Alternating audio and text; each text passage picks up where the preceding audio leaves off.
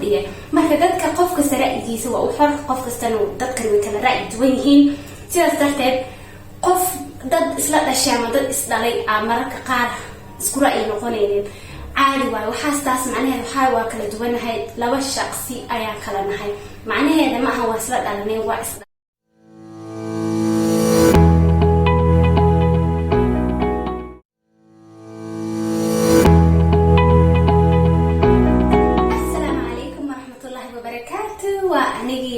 shukrin aadan. soo dhawaada mar kale iyo mar walbaba kusoo dhawaada channelkas anfac adigoo aad iyo aad mahadsan.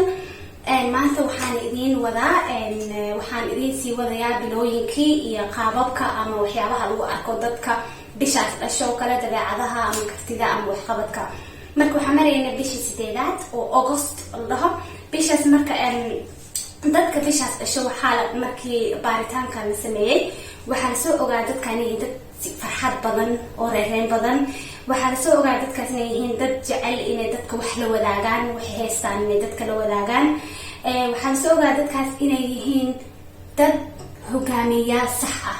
hogaamiyaha marka dhowr nooc u kala baxaa. video dambe insha Allah uga hadli doonaa maadaama aan bartay waxyaabahaas iyo wax badan aan aad u xiiseynay inaan jeclahay inaan idila wadaago. hogaamiyaasha nooc walba u kala baxaan, dadkana way bartaan qaababka oo wax loo kala hogaamiyo. sida ognahay noloshaada hogaamin, noloshaada nooshahay hataa waa hogaaminaysaa samahan. tusaale ahaan guri hadaa ku nooshahay aabaha iyo hooyada guriga isla wada hogaamiyaan, way wada tashtaan, waxbay meel wada dhigaan, waxbay hore wada wataan, qorshe naftooda iyo caruurtooda u sameeyaan iyo waxyaabo kaloo lamid ah.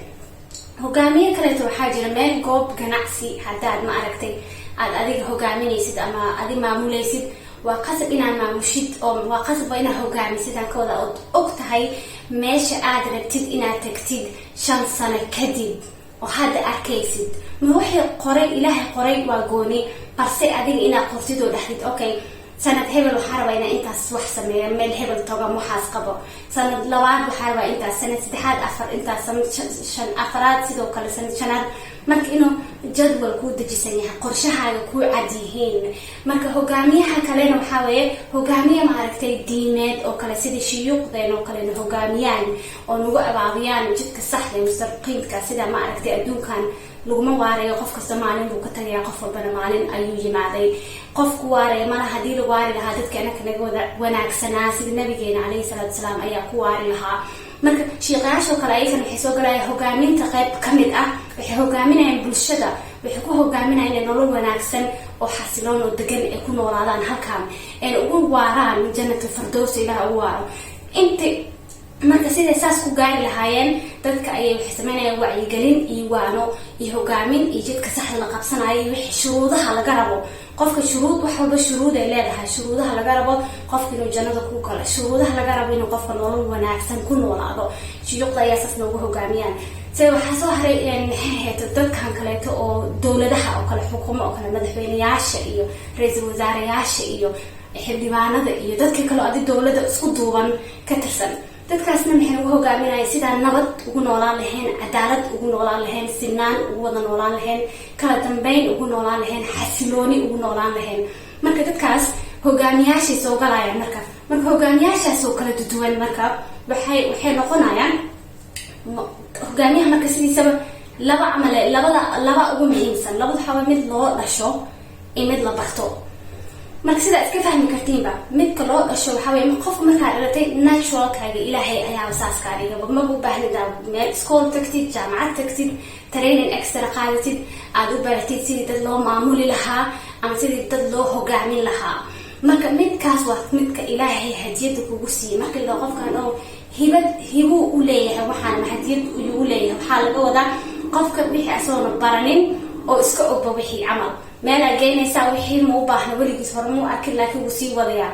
qofkaas marka waxaa dhihi karaa qofkaas waa hadiyad waxaan u leeyahay hogaaminta dhabta ah. mid kalena waa mid la barto oo kale oo maaragtay hadda siyaasiyiinta oo kale badanaa ama xataa shuyuuqda kasoo qaada. shuyuuqda waa inay dugsi tagaan, waa inay quraanka xifdiyaan, waa inay axaadiista xifdiyaan.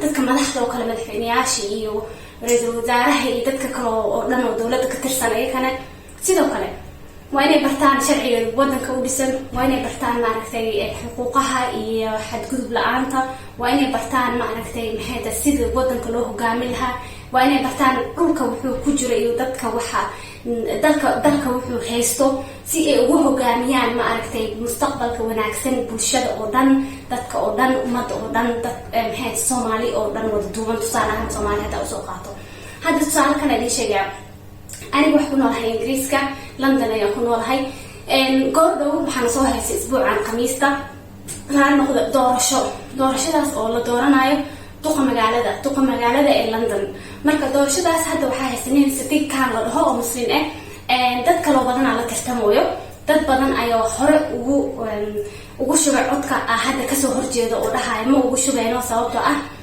dhibaato badan ay la kulansiiyay saas marka dad badan oo maxay hore aan u vote gareyn oo dad kale u vote gareyn hadda waa la kulmo dhahay asaga u vote gareynayna sababtoo ah waxaan fiican ugu soo kordhiyay marka dadka qof kasta ra'yigiisa waa u xor qof kastana dadka way kala ra'yi duwan yihiin sidaas darteed qof dad isla dhashay ama dad isdhalay mararka qaar isku ra'yi noqonayeen caadi waay waxaas taas macnaheedu waa kala duwanahay laba shaqsi ayaa kala nahay macnaheedu ma aha waa isla dhalanay waa isdhalnay إن إسكو فكر إسكو رأيي إسكو وح نقول قصب معها مهم معها لكن وح مهم وحنا قصب إن إسكو احترامه كلا دون ناشهنا كلا فكر دون ناشهنا كلا رابطان دون ناشهنا يوحي كلا ولا مدة ما كهدان هذا الكوسولات بيش زداد تذكر بيش زداد أشو حال وقاعدة إن يهين هو جاميات ضلط